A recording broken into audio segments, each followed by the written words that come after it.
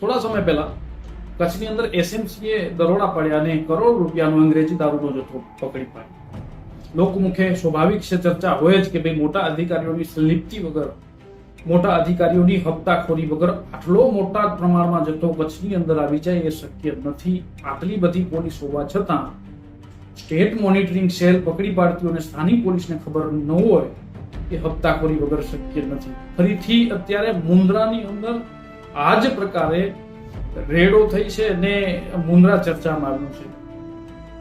છેલ્લા અઠવાડિયા 10 દિવસની અંદર પશ્ચિમ કચ્છ એસઓજીએ રેડ કરી 2 કિલો ગાંજાનો જથ્થો મુન્દ્રા સિટી પોલીસ સ્ટેશન હદ વિસ્તારની અંદર મુન્દ્રા સિટી પોલીસ સ્ટેશનના માત્ર 2 કિલોમીટરના અંતરે પકડી પાડ્યો।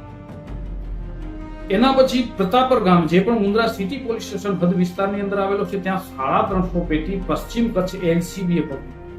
આ બંને કેસની અંદર મુન્દ્રા સિટી પોલીસ સ્ટેશનના પીઆઈ સહિત સ્ટાફને કોઈ ખબર નથી કે અહીંયા આ પ્રકારનો દારૂનો ધંધો યા ગાંજાનો ધંધો ચાલી રહ્યો છે અને અમે અનેક વખત આ બાબતે રજૂઆતો પણ કરેલ છે, લેખિત રજૂઆતો પણ કરેલ છે, રેલી કરીને પણ રજૂઆતો કરેલ છે અને અહીંયા આજુબાજુ વિસ્તારના મુન્દ્રા તાલુકાના જેટલા પણ સામાજિક આગેવાનો, ચૂંટાયેલા પ્રતિનિધિઓ સહિત અનેક વખત રજૂઆતો કરેલી છે કે અહીંયાની પોલીસ હપ્તાની અંદર હપ્તા લઈ અને ગોરખ ધંધા કરાવે છે, આ ચાલતા ગોરખ ધંધાઓની અંદર લિપ્ત છે।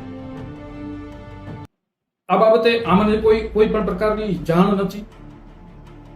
એના પછી એસએમસી પ્રાગપર પોલીસ સ્ટેશન વિસ્તારની અંદર રતાડિયા ગામે જે પણ મુન્દ્રા તાલુકાનું ગામ છે ત્યાં રેડ કરે છે।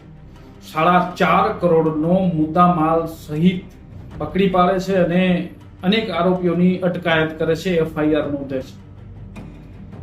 થોડા સમય અગાઉ આ જ જગ્યા ઉપર મુન્દ્રાના 2 પત્રકારો સ્ટોરી બનાવવા ગયેલા હતા કે ભાઈ ગોરખ ધંધા ચાલે છે તો સ્ટોરી બનાવીએ। ત્યાંના અત્યારે જે ફરિયાદની અંદર આરોપીઓ છે એ બધા આરોપીઓએ ત્યાં સાથે મળી પત્રકારોને પકડ્યા, માર માર્યો અને પોલીસ સ્ટેશન લઈ ગયા અને એમની પત્રકારો વિરુદ્ધ ફરિયાદ દાખલ કરાવડાવી। પોલીસે પ્રેશર કરી આમ આદમી પાર્ટીના નેતા સંજય બાપટ ઉપર ખંડણીનો આક્ષેપ કરતો, ખંડણીનો આરોપ નાખતી એફઆઈઆર ની અંદર નામ નોંધ્યું અને એ બધાને જેલ હવાલે કરવા। એસએમસીએ એ જ જગ્યા ઉપર રેડ કરી અને 4.5 કરોડનો જથ્થો પકડી પાડ્યો। એટલે હું માનું છું ત્યાં સુધી કચ્છના મોટા અધિકારીઓની સંલિપ્તિ વગર આટલા મોટા ગોરખ ધંધા ચાલવા શક્ય નથી। ઇંગ્લિશ દારૂનો પણ જે કચ્છની એજન્સીઓએ પકડ્યો છે એની અંદર પણ ક્યાંક ચર્ચા એવી જ છે કે જેટલા પણ બુટલેગરો છે એ બુટલેગરોને 100 પેટી સુધી દારૂનો જથ્થો રાખવાની ને વેચવાની છૂટ છે, એનાથી વધારે નહીં। કારણ કે એસએમસી રેડ કરે છે ત્યારે કચ્છનું નામ યા કચ્છના જેટલા પણ અધિકારીઓનું નામ છે એ બહુ ખરાબ થાય છે, પણ હપ્તા તો લેવા જ છે એટલે નાના જથ્થામાં માલ વેચે છે ને વધારે જથ્થા ઉપર રેડ કરે છે એવી લોકમુખે ચર્ચા છે ને એ સર્વ કોઈ માને છે। હવે આટલી મોટી આ વિસ્તારની અંદર અઠવાડિયા 10 દિવસની અંદર ઘટનાઓ બની, કાર્યવાહી થાય છે। મુન્દ્રા સિટી પોલીસ સ્ટેશનના પીઆઈ વિરુદ્ધ પણ ઘણી વખત આક્ષેપો થયા છે અને સ્થાનિક પોલીસ વિરુદ્ધ પણ ઘણી વખત આક્ષેપો થતા હોય છે।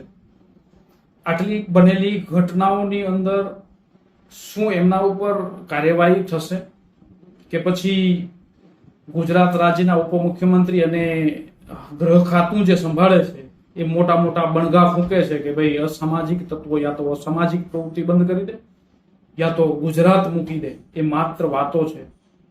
યા એમનું પણ ક્યાંક આ પોલીસ અધિકારીઓને પ્રોટેક્શન મળે છે યા તો નીચેના સ્ટાફ ઉપર ઢોળી અને એમને સસ્પેન્ડ કરી અને આખો મામલો દબાવી દેવાનો પ્રયત્ન થશે, એ ભવિષ્યમાં જોવાનું રહ્યું।